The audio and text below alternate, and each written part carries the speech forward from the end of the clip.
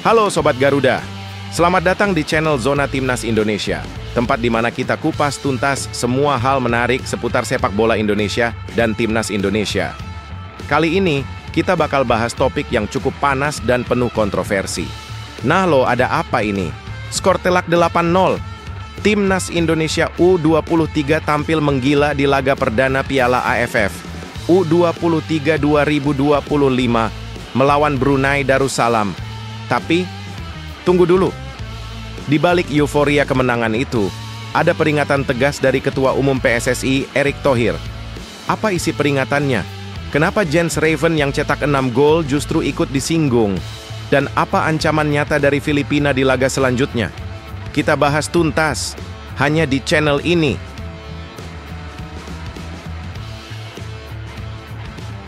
Bikin heboh. Habis cetak 6 gol, bukannya disanjung terus, Jens Raven malah dapat teguran dari pelatih. Gerald van den Burg, pelatih Timnas U23 Indonesia, tegas mengancam. Kalau selebrasi menari lagi, kamu nggak bakal main. Loh, kenapa sih? Emang selebrasinya kenapa?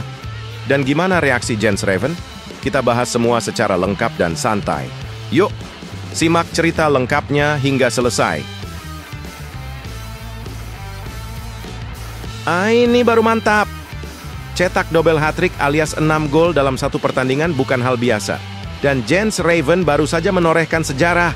Namanya kini sejajar dengan legenda sepak bola Indonesia, Iswadi Idris. Gila, umur baru 19 tahun tapi udah cetak rekor yang belum pernah disentuh pemain lain selama puluhan tahun. Yuk, kita bahas tuntas bagaimana Jens Raven menggila lawan Brunei dan kenapa pencapaiannya ini luar biasa bersejarah. Simak fakta lengkapnya.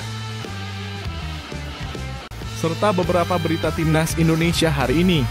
Selengkapnya hanya di Zona Timnas Indonesia.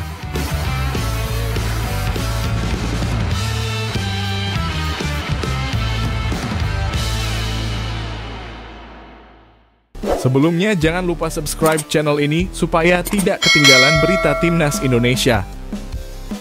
Nah lo, ada apa ini? Skor telak 8-0.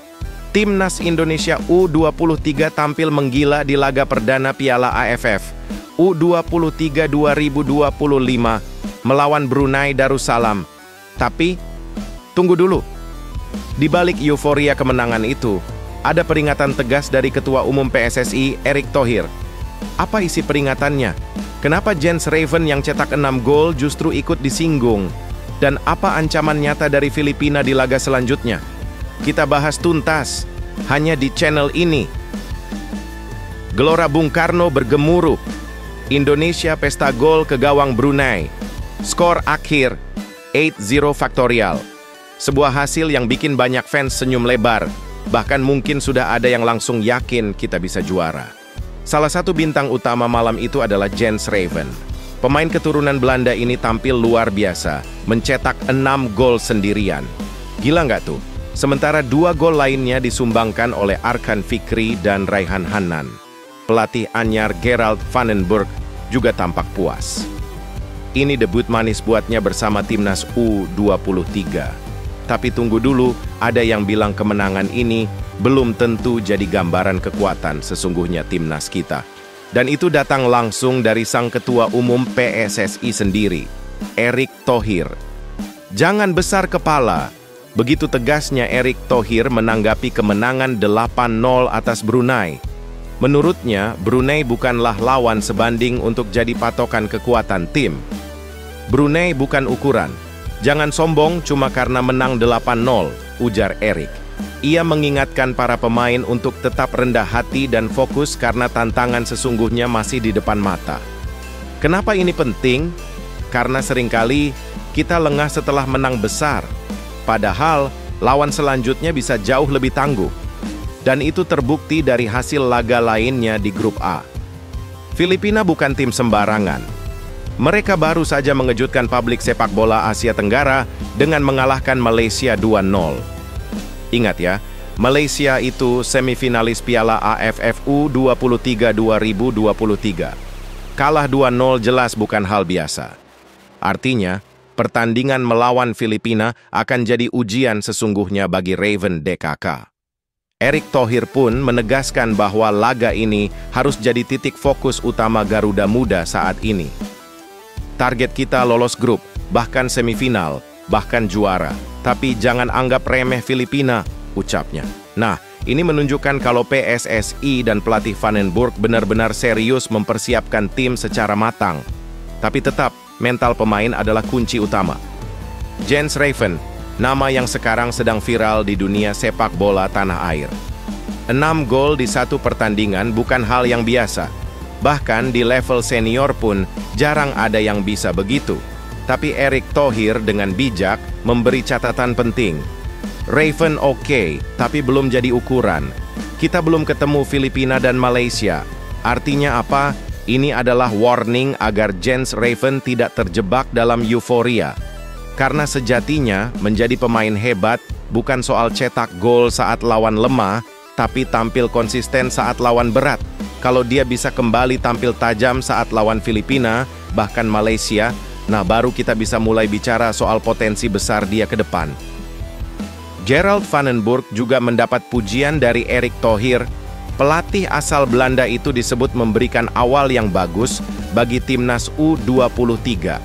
Di babak pertama, Indonesia tampil solid, disiplin, dan kreatif. Tapi seperti yang Erick bilang, pertandingan ini belum bisa jadi patokan. Tantangan berat ada di laga selanjutnya.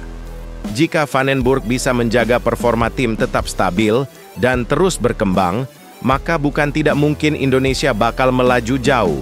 Dan jangan lupa, ini bukan cuma soal menang, tapi juga membentuk karakter tim muda yang matang secara mental. Menang besar memang menyenangkan, tapi itu bukan segalanya. Pesan Erick Thohir sangat jelas. Tetap fokus, jangan sombong, dan jangan jadikan satu kemenangan sebagai ukuran segalanya. Filipina sudah menunjukkan mereka bukan tim pelengkap, jadi laga selanjutnya akan jadi momen penting. Apakah Jens Raven bisa kembali bersinar? Apakah Van den Burg bisa membawa Garuda Muda terbang lebih tinggi? Yang pasti, kita semua sebagai fans harus terus dukung dengan semangat, tapi juga realistis. Karena jalan menuju juara masih panjang.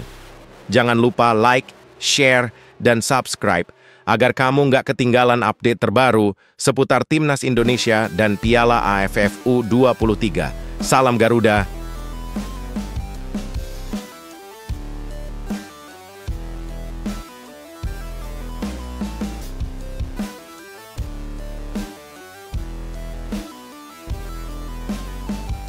Bikin heboh, habis cetak 6 gol, bukannya disanjung terus, Jens Raven malah dapat teguran dari pelatih.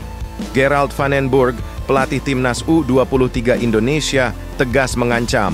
Kalau selebrasi menari lagi, kamu nggak bakal main. Loh, kenapa sih? Emang selebrasinya kenapa? Dan gimana reaksi Jens Raven? Kita bahas semua secara lengkap dan santai. Yuk, simak cerita lengkapnya hingga selesai.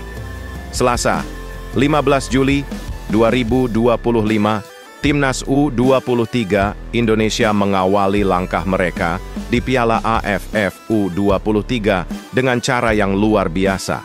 Di hadapan ribuan supporter di Gelora Bung Karno, Garuda Muda menggulung Brunei Darussalam dengan skor telak 8-0. Tapi dari semua pemain, satu nama yang paling bersinar adalah Jens Raven, striker muda berusia 19 tahun. Ia tampil gila-gilaan dengan mencetak 6 gol dalam satu pertandingan. Beneran 6 gol, bukan typo. Penampilannya membuat banyak orang langsung menjulukinya The Next Goal Machine. Tapi di balik sorotan Man of the Match-nya, ada satu momen yang ternyata memicu kontroversi. Setelah mencetak gol keempatnya, Jens Raven melakukan sebuah selebrasi yang unik. Ia menari, tapi bukan sembarang tarian, itu adalah tarian viral yang sedang trending di medsos. Netizen mengenalnya sebagai pacu jalur, atau juga dikenal sebagai tarian aura farming. Lucu? Iya. Menghibur? Banget. Tapi ternyata, pelatih timnas U23 Indonesia, Gerald Van den Burg, tidak begitu senang melihat selebrasi itu. Saat sesi konferensi pers pasca laga, ketika Jens menjelaskan bahwa dia hanya menepati janji kepada seseorang untuk menari jika berhasil mencetak gol, Van den Burg langsung menyela dengan nada serius. Kalau kamu lakukan lagi selebrasi itu, kamu nggak akan main lagi di timnas. Wah, serius amat ya coach. Tapi tenang, Jens langsung menjawab dengan santai. Itu cuma sekali kok, saya nggak akan ulangi lagi. Sebenarnya, kenapa sih pelatih bisa sekeras itu soal selebrasi? Ada beberapa alasan yang masuk akal. Pertama, respek terhadap lawan. Skor sudah 4-0, selebrasi joget-joget bisa dianggap tidak sopan, bahkan merendahkan lawan. Apalagi ini turnamen resmi, bukan pertandingan hiburan. Kedua, pelatih Vandenborg memang punya karakter disiplin tinggi. Dia ingin pemainnya fokus, rendah hati, dan tidak larut dalam euforia. Ketiga, dia juga mungkin khawatir gaya selebrasi seperti itu bisa memancing provokasi dari lawan atau bahkan komentar negatif dari publik luar negeri. Dan terakhir, ini tentang image timnas Indonesia. Kita ingin dikenal sebagai tim kuat, bukan tim yang viral karena gaya lucu di lapangan. Yang bikin adem adalah reaksi Jens Raven. Ia tidak membantah, tidak membela diri secara berlebihan. Dia cuma bilang bahwa itu bagian dari janji pribadi yang sudah ia tepati. Saya janji kepada seseorang sebelum pertandingan untuk menari kalau saya cetak gol, tapi itu hanya sekali. Tidak akan saya ulangi lagi, kata Jens dengan santai. Dan dari situ kita bisa lihat karakter dewasa dari pemain muda ini. Nggak banyak pemain seusia dia yang bisa punya kontrol diri seperti itu di tengah sorotan. Meski menang besar, pelatih Vandenborg tetap memberikan catatan keras untuk tim. Menurutnya, babak pertama bagus, tapi babak kedua mengecewakan. Seharusnya kami bisa naik level di babak kedua, bukan malah menurun, katanya. Ia juga menyebut bahwa Brunei tampil lebih baik di paruh kedua. Meski skor tetap jauh, Vandenborg ingin timnya selalu berkembang di setiap pertandingan. Ini menunjukkan bahwa sang pelatih bukan hanya mengejar kemenangan, tapi juga kualitas permainan dan mental juara. Setelah Brunei, lawan Indonesia selanjutnya jauh lebih berat, Filipina dan Malaysia. Vandenborg menyebut bahwa kedua tim itu layak diwaspadai. Filipina menang 2-0 atas Malaysia, tapi saya rasa Malaysia tetap tim kuat. Jadi 2 laga ke depan bakal berat, ujar Vandenborg.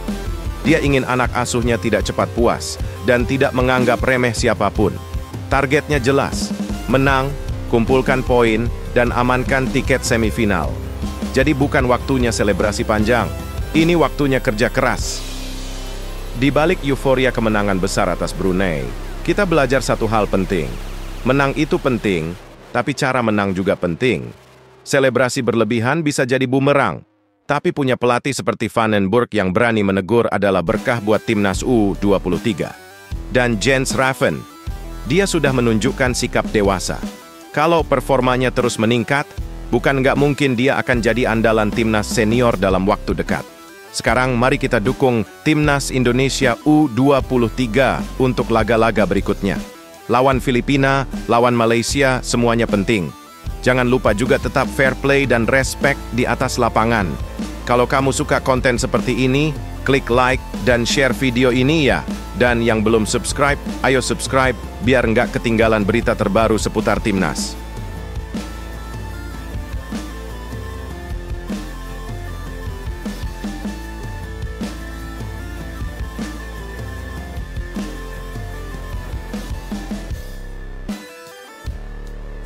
Ini baru mantap. Cetak double hat-trick alias 6 gol dalam satu pertandingan bukan hal biasa. Dan Jens Raven baru saja menorehkan sejarah. Namanya kini sejajar dengan legenda sepak bola Indonesia, Iswadi Idris.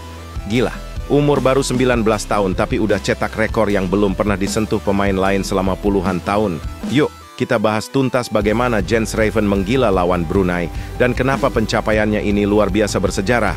Simak fakta lengkapnya. Pertandingan perdana grup A Piala AFF U23 2025 jadi saksi kehebatan timnas Indonesia. Bertanding di Stadion Utama Gelora Bung Karno, Garuda Muda tampil beringas melawan Brunei. Di babak pertama aja Indonesia sudah unggul 7-0. Dan dari 7 gol itu, 5 diantaranya dicetak oleh Jens Raven. Jens mencetak gol-golnya di menit kedua, ke-9, ke-31, ke-33, dan dari titik penalti di menit ke-41. Nggak tanggung-tanggung, itu artinya queen trick dalam 45 menit pertama. Bayangkan, 5 gol di satu babak. Dan dilengkapi di babak kedua menjadi double hat-trick. Yuk, kita lihat satu persatu bagaimana Jens Raven mencetak gol-gol bersejarahnya itu. Gol pertama di menit kedua. Lewat skema serangan dari sisi kanan, Jens langsung menyambar bola dengan kaki kanannya. Gol kedua di menit ke-9, memanfaatkan kemelut di kotak penalti, bola ditendang keras ke pojok bawah. Gol ketiga menit 31, aksi individu di dalam kotak penalti, lalu menendang ke pojok kanan atas. Gol keempat menit 33, kombinasi 1-2 dan tendangan ke pojok kanan bawah. Gol kelima menit 41 dari penalti. Tenang, yakin, dan gol.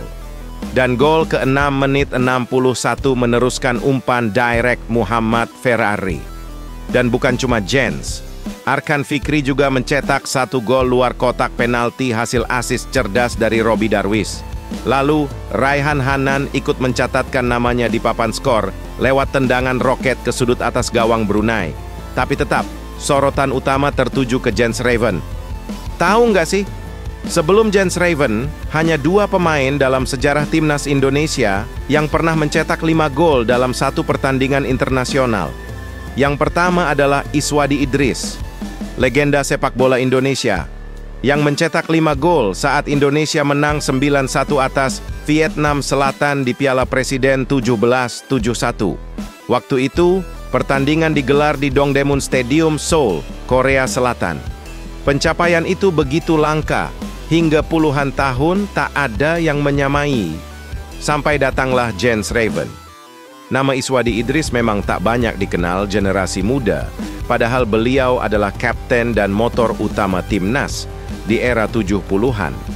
Bahkan, dia masuk ke daftar pemain terbaik Asia versi majalah olahraga luar negeri pada masanya. Dan sekarang, Jens Raven mengikuti jejaknya. Siapa sih sebenarnya Jens Raven? Usianya baru 19 tahun, berdarah campuran Indonesia-Belanda. Bermain sebagai striker murni dengan postur tinggi, kuat, dan naluri gol luar biasa. Ia sempat memperkuat tim junior di Eropa, tapi kemudian menyatakan siap membela timnas Indonesia. Keputusan ini membuat publik Indonesia begitu antusias. Dan lihat hasilnya, double hat-trick di pertandingan resmi pertama Piala AFF U23. Ini bukan sekadar keberuntungan, ini tanda bakat istimewa. Selain Iswadi Idris, ada juga satu nama lagi yang pernah mencetak lebih dari 5 gol, Soejipto Soentoro alias Gareng. Ia pernah mencetak 8 gol ke gawang Singapura di ajang Piala Merdeka 1969. Itu bahkan lebih gila lagi. Tapi tetap saja, hanya 3 pemain dalam sejarah timnas yang pernah mencetak lebih dari 4 gol dalam satu laga. Dan itu adalah Iswadi Idris, 5 gol lawan Vietnam Selatan tahun 1970, 1 Soejipto Soentoro, 8 gol lawan Singapura tahun 1969, dan Jens Raven, 6 gol lawan Brunei tahun 1785, 2025. 3 nama, 3 generasi berbeda, 1 kesamaan, pencetak sejarah. Pertanyaannya, apakah Jens Raven bisa konsisten dan menjadi pilar utama timnas di masa depan? Tentu, mencetak 6 gol ke gawang Brunei adalah prestasi. Tapi ujian sesungguhnya ada di laga-laga berat, seperti melawan Filipina dan Malaysia. Pelatih Gerald Vandenberg juga sudah memberi peringatan. Kita harus terus berkembang di setiap pertandingan, jangan puas dulu. Tapi pencapaian hari ini tetaplah penting. Karena bukan cuma soal menang, tapi soal mental juara dan mencetak sejarah. Dan Jens Raven telah melakukannya. Indonesia sudah lama menanti generasi emas di sepak bola. Dan mungkin saja, Jens Raven adalah bagian dari generasi itu. Double hat-tricknya bukan cuma soal angka, tapi tentang semangat, keberanian, dan potensi besar yang mulai tumbuh. Dan sekarang, semua mata tertuju ke langkah selanjutnya. Akankah Jens Raven kembali mencetak gol di laga-laga penting berikutnya? Akankah ia benar-benar menjadi pewaris tahta legenda-legenda besar seperti Iswadi Idris dan Gareng? Kita tunggu saja jawabannya. Kalau kamu bangga dengan pencapaian Jens Raven, jangan lupa kasih like, komentar, dan share video ini. Dan tentunya subscribe biar nggak ketinggalan kabar terbaru seputar Timnas Indonesia.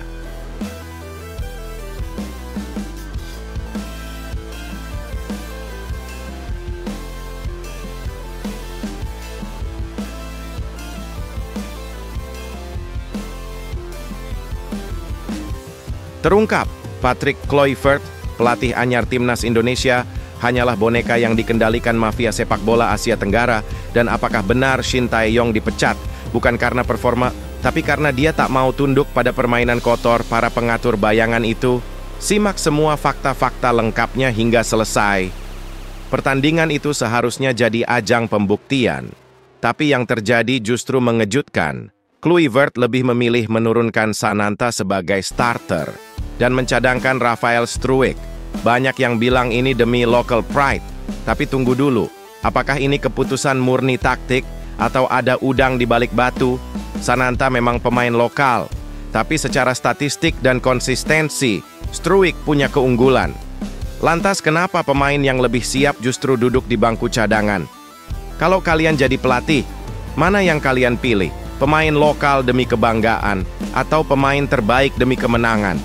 Dan apakah kita terlalu sering menjadikan kebanggaan lokal sebagai topeng untuk kepentingan lain? Sebelum tiba di Indonesia, Kluivert punya reputasi panjang. Pernah bersinar di Eropa, tapi juga pernah terlibat dalam kerjasama yang kontroversial. Tahun 2017, Kluivert tercatat pernah menjadi brand ambasador sebuah situs judi bola online. Mungkin saat itu dianggap biasa di Eropa, tapi di Asia Tenggara, terutama di Indonesia, keterlibatan dengan judi sangat sensitif.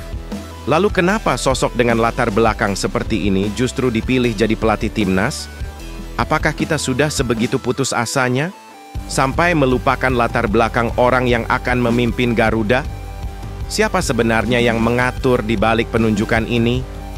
Isu mulai panas ketika beberapa sumber menyebut bahwa Kluivert hanya alat, boneka. Dipasang di Indonesia bukan untuk membangun, tapi untuk menjalankan agenda tersembunyi. Sumber dalam menyebut bahwa ada jaringan kuat mafia bola di Asia Tenggara yang bergerak senyap, mengatur siapa yang dipanggil, siapa yang main, dan bahkan siapa yang menang. Dan Kluivert, dengan reputasi yang mudah dikendalikan, dianggap sosok yang pas. Berbeda dengan Shin Tae-yong. Saat masih melatih, Shin Tae-yong dikenal keras kepala, berani, dan tak mau kompromi. Bahkan ketika ada tekanan untuk memainkan pemain tertentu, dia tetap teguh dengan pilihannya. Buktinya, saat Indonesia dibantai Jepang, banyak yang menyudutkan ST, tapi dia tetap berdiri tegar. Dan justru karena tak bisa dikendalikan, STY mulai jadi target. Tuduhan demi tuduhan dilayangkan. Katanya dia keras kepala, katanya dia gagal angkat prestasi. Tapi, apakah itu benar alasan sebenarnya? Atau karena dia bukan orang dalam dan tak bisa diajak main kotor? Menurut kalian, apakah STY memang gagal? Atau dia dipecat karena terlalu jujur? Dan jika ST masih melatih, akankah sepak bola kita punya masa depan yang lebih jelas? Semua pertanyaan ini mengarah ke satu lembaga besar, PSSI. Apakah mereka transparan? Ataukah hanya wayang yang juga dikendalikan? Bagaimana mungkin dalam satu dekade terakhir, kisruh demi kisruh selalu terjadi? Dari pemilihan pelatih, pemanggilan pemain, hingga isu pengaturan skor, semuanya seperti drama tak berkesudahan.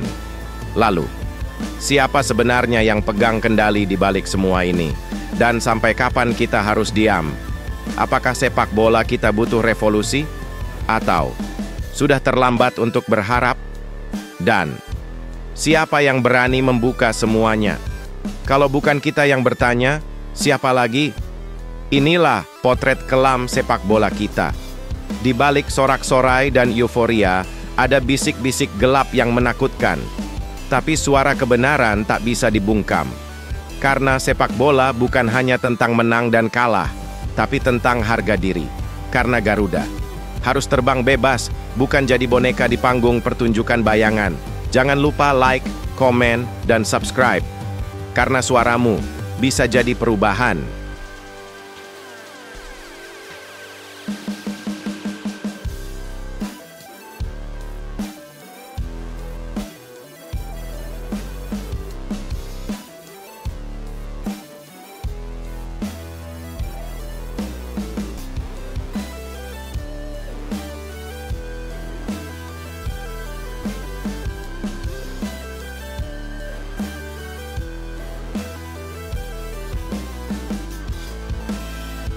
Ini baru mantap, mantan petinggi J-League memutuskan untuk meninggalkan negaranya demi membantu sepak bola Indonesia. Ya, kalian nggak salah dengar.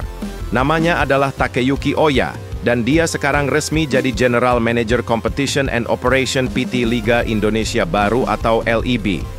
Apa yang membuat pria Jepang ini rela meninggalkan karier suksesnya selama 16 tahun di negeri Sakura? Yuk, kita bongkar semuanya, lengkap dan jelas, sampai tuntas. Takeyuki Oya bukan orang sembarangan. Selama 16 tahun, dia bekerja di balik layar membesarkan salah satu liga terbaik di Asia, bahkan dunia, J-League.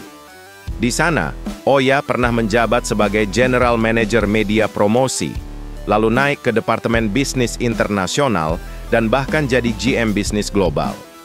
Artinya, Oya ini ngerti banget bagaimana cara mengelola liga sepak bola secara profesional, modern, dan menguntungkan.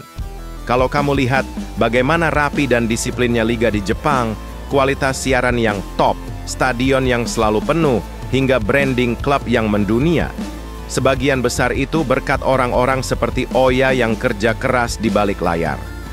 Pertanyaan besar pun muncul. Kenapa orang dengan karier cemerlang seperti Oya memilih untuk tinggalkan Jepang dan datang ke Indonesia? Jawabannya mengejutkan sekaligus membanggakan. Dalam konferensi pers yang digelar pada Senin, 7 Juli 2025 di Jakarta, Oya buka suara. Dia bilang ada 2 alasan utama kenapa dia tertarik ke Indonesia. Pertama, Indonesia punya potensi besar. Negara ini punya populasi besar, lebih dari 270 juta jiwa. Dan yang paling penting, masyarakatnya punya kecintaan luar biasa terhadap sepak bola.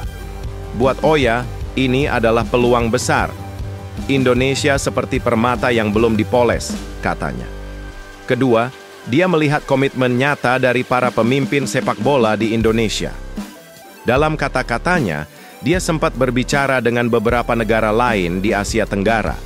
Tapi cuma Indonesia yang benar-benar serius dan punya semangat kuat untuk berubah. Dia menyebut nama-nama seperti Erick Thohir dan Ferry Paulus sebagai sosok yang sangat inspiratif. Itu yang membuat dia akhirnya berkata, "Yes, I'm in. Saya akan bantu Liga Indonesia." Tapi ternyata, keputusan ini nggak datang dalam semalam. Menurut Direktur Utama PT LIB, Ferry Paulus, proses negosiasi sudah berlangsung hampir 2 tahun. Iya, 2 tahun, sob. Tahun lalu sebenarnya sudah hampir deal, tapi waktu itu Oya masih punya banyak tugas di J-League. Baru pada awal tahun 2025, komunikasi makin intens, dan akhirnya deal tercapai. Dan ini bukan cuma soal datang terus kerja. Oya juga perlu menyelesaikan transisi internal di Jepang, termasuk training penggantinya. Jadi saat dia ke Indonesia, dia benar-benar datang dengan niat penuh dan persiapan matang. Nah, sekarang Oya sudah resmi jadi bagian dari PT LIB. Apa yang akan dia kerjakan? Menurut pernyataan resmi, Oya akan fokus pada transformasi sistem kompetisi Liga 1, terutama di bidang operasional dan manajemen pertandingan. Dia akan banyak menyentuh area yang selama ini jadi kelemahan Liga 1, penjadwalan yang amburadul, transparansi dan profesionalisme pertandingan, serta kualitas penyelenggaraan pertandingan. Tujuannya jelas, membuat Liga 1 lebih efisien, profesional, dan modern, seperti J-League di Jepang. Ketua Umum PSSI Erick Thohir menyambut langkah ini dengan sangat positif. Buat Erik, kedatangan Oya adalah sinyal kuat bahwa sepak bola Indonesia sedang berubah ke arah yang lebih baik. Dia bahkan menyamakan langkah ini dengan masuknya Yoshimi Ogawa, mantan elit JFA, yang sekarang jadi wakil ketua komite wasit PSSI. Kata Erik, kalau Ogawa bisa bantu perwasitan kita, maka Oya bisa bantu transformasi kompetisi kita.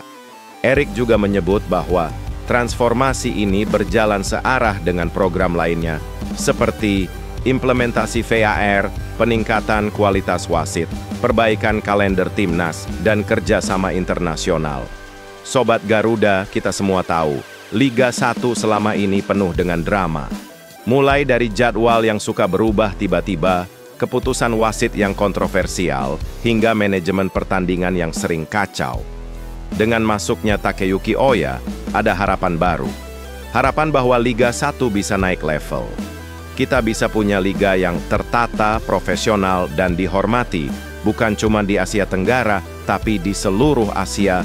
Kalau kita berhasil, bukan nggak mungkin Indonesia bisa jadi magnet talenta sepak bola Asia di masa depan. Jadi, Sobat Garuda, kehadiran Takeyuki Oya adalah lebih dari sekadar perekrutan biasa. Ini adalah simbol perubahan, tanda keseriusan, dan peluang emas untuk memajukan sepak bola Indonesia. Semoga kerja keras beliau dan dukungan semua pihak bisa benar-benar mengubah wajah Liga 1 ke arah yang lebih baik. Kita sebagai pecinta sepak bola tentu punya peran juga terus mendukung, memberi masukan, dan menjaga semangat positif untuk sepak bola Indonesia. Kalau kamu punya harapan atau opini soal transformasi Liga 1 ini, tulis di kolom komentar ya. Jangan lupa like, share, dan subscribe biar kamu nggak ketinggalan update seru lainnya.